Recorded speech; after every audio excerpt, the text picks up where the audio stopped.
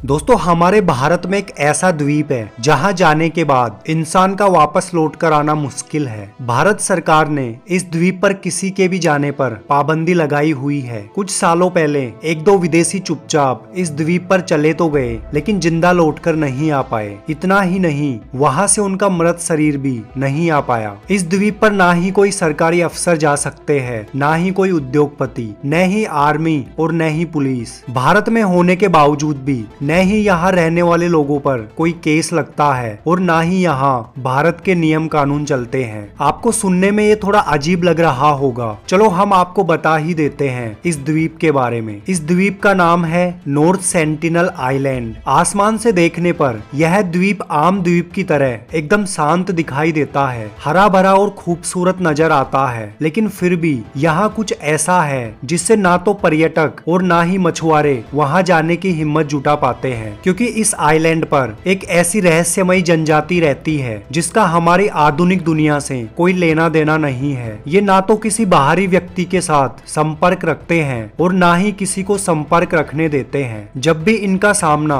किसी बाहरी व्यक्ति से होता है तो ये हिंसक हो जाते हैं और जानलेवा हमले करने लगते हैं। नॉर्थ सेंटिनल द्वीप भारत के अंडमान निकोबार पर स्थित एक ऐसा द्वीप है जहाँ 60,000 साल से इंसान रह तो रहे हैं, मगर हम आज तक नहीं जानते कि वे क्या खाते हैं, क्या बोलते हैं। महज 23 वर्ग मील के इस छोटे से द्वीप पर सुनामी, तूफान जैसी आपदाओं के बावजूद ये लोग खुद को कैसे जिंदा रखे हुए हैं, ये रहस्य आज भी हम आधुनिक युग के वासियों के लिए एक रहस्य ही बना हुआ है। इस रहस्यमय द्वीप का सबसे पहला जिक्र होता है 1296 में, जब एक इटालियन नाविक मार्को पोलो ने अपनी किताब में इस द्वीप का जिक्र करते हुए कहा कि अंडमान के ये लोग आदमखोर होते हैं, इनके तेज दांत और लाल आंखें होती है, ये जिसे देखते हैं मार डालते हैं। मार्को पोलो ने ये लिख तो दिया, लेकिन इतिहासकार नहीं मानते कि उसने कभी अंडमान पर पैर रखे। हो सकता है पोलो ने जो भी लिखा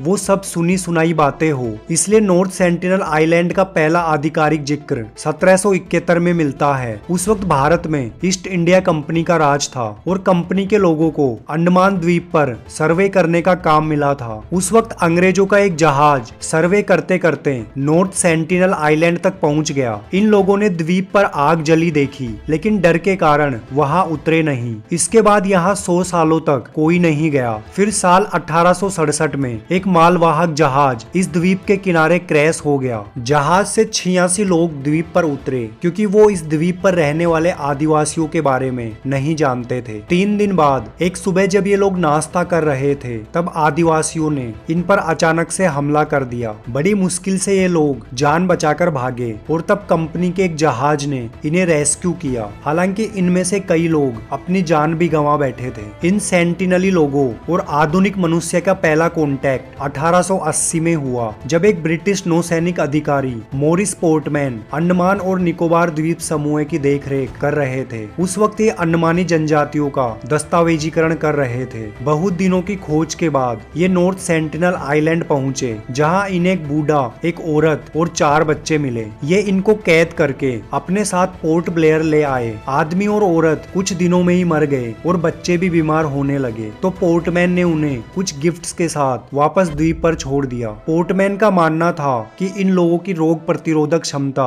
बहुत ही कम थी, जिस कारण इनके संपर्क करने से उनकी मृत्यु हो गई। इसके बाद पोर्टमैन ने लंदन की रॉयल जियोग्राफिक सोसाइटी को एक संबोधन करते हुए कहा कि बाहरी लोगों के साथ उनके जुड़ाव ने उन्हें नुकसान के अलावा कुछ नहीं दिया, और यह मेरे लिए बहुत अफसोस की बात है कि ऐसी सुखद जनजाति इतनी तेजी से विलुप्त हो रही है। इसके बाद अंग्रेजों की तरफ से इस आइलैंड के लोगों से कांटेक्ट करने की कोई कोशिश नहीं हुई। कहा जाता है कि 1896 में एक कैदी ब्रिटिश जेल से भागकर अस्थायी नाव के जरिए नॉर्थ सेंटिनल आइलैंड पर पहुंच गया। कुछ दिनों बाद एक सर्च टीम उसकी खोज करने आइलैंड पहुंची तो उन्हें कैदी की लाश मिली। उसके शरीर पर कई जगह तीर लगे हुए थे और उसका गला कटा हुआ था। इसके बाद लगभग 70 साल तक कोई इस आइलैंड के नजदीक नहीं गया। फिर जब भारत आजाद हुआ तो सरकार ने कुछ शोधकर्ताओं को इस आइलैंड तक जाने की अनुमति दी। 1967 में सरकारी शोधकर्ता पंडित त्रिलोकनाथ इस आइलैंड पर एक सरकारी दस्ते के साथ पहुंचे। जैसे ही वो आइलैंड पर उतरे, उन्होंने दूरबीन से देखा तो उन्हें सेंटिनली दिखाई दिए। ये सेंटिनली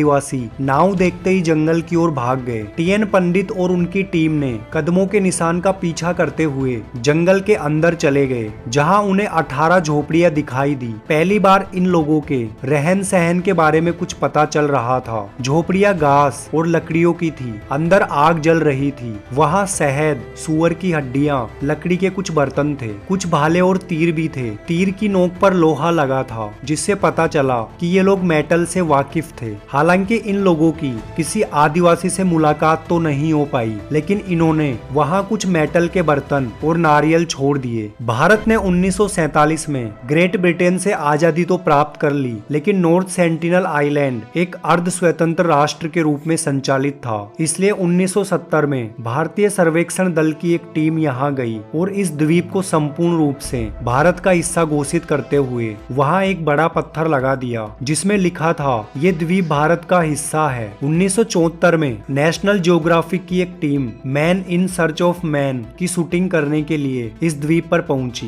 दुनिया में जब भी एक अनछुई जनजाति से पहला कांटेक्ट किया जाता है तो कुछ तरीके आजमाए जाते हैं। भाषा में बात ना होने के कारण कुछ गिफ्ट देकर कांटेक्ट बनाया जाता है, साथ ही इशारों से बात करने की कोशिश की जाती है। नेशनल ज्योग्राफिक की टीम ने भी यही तरीके अपनाने की कोशिश की। जैसे ही टीम आदिवासियों के नजदीक पहुंची, उन पर तीर चलने लगे। एक तीर तो सीधा डायरेक्टर की जांघ पर जा लगा। जिस आदिवासी ने तीर चलाया वो जोर से हंसने लगा और एक पेड़ के नीचे जा बैठा। 2 दिन तक ये टीम नाव पर ही रही। तीसरे दिन बचाव दल के कुछ पुलिसकर्मी कवच पहनकर द्वीप पर उतरे और यहाँ कुछ गिफ्ट छोड़े, जिनमें कुछ नारियल, बर्तन, एक प्लास्टिक की कार और गुड़िया, एक सुअर था। कुछ देर बाद ये आदिवासी सुअर को मारकर जमीन में गाड़ दिए और नारियल व बर्तन ले लिए। कार और गुड़िया को भी जमीन में गाड़ दिया। नेशनल ज्योग्राफिक की ये टीम वापस लौट आई और इन्होंने आदिवासियों की पहली तस्वीर छापी और लिखा, एक ऐसा द्वीप जहां स्वागत शब्दों से नहीं तीरों से होता है। साल 1975 में बेल्जियम के राजा लियोपोल्ड तृतीय ने स्थानीय व्यक्तियों के साथ इस द्वीप का दौरा किया। जैसे ही उनकी नाव द्वीप पर पहुंची, एक सेंटिनली ने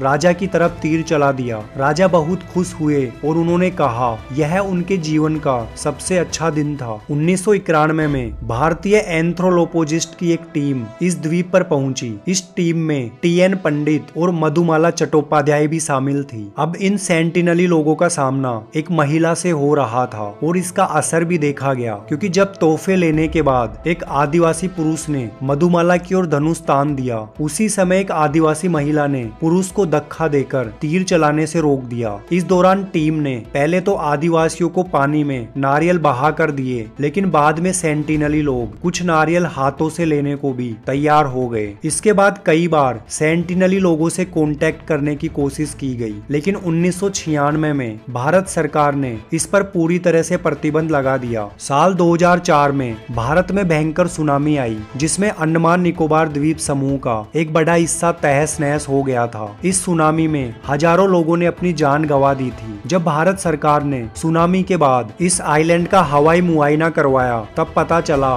कि ये लोग सुनामी से बच गए थे। बिना किसी बाहरी दुनिया की मदद से ये लोग कैसे जिंदा बचे, ये भी एक रहस्य बना हुआ है। भारत सरकार की तरफ से हेलीकॉप्टर द्वारा खाने के कुछ पैकेट भी गिराए गए, लेकिन हेलीकॉप्टर देखते ही आदिवासियों ने तीर चलाने शुरू कर दिए। इसका मतलब था हमें तुम्हारी मदद की कोई जरूरत नहीं। 2001 की जनगणना के अनुसार इस द्वीप पर सेंटिनलियों की संख्या लगभग 40 ही बची है। यह दुनिया की एकमात्र ऐसी जनजाति बची है जो बाहरी लोगों से दूरी बनाकर रखती है, और हमें भी इस जनजाति को विलुप्त होने से बचाने के लिए दूरी बनाकर रखनी होगी। दोस्तों, अगर वीडियो पसंद आया हो तो हमारे चैनल को सब्सक्राइब करना ना भूलें।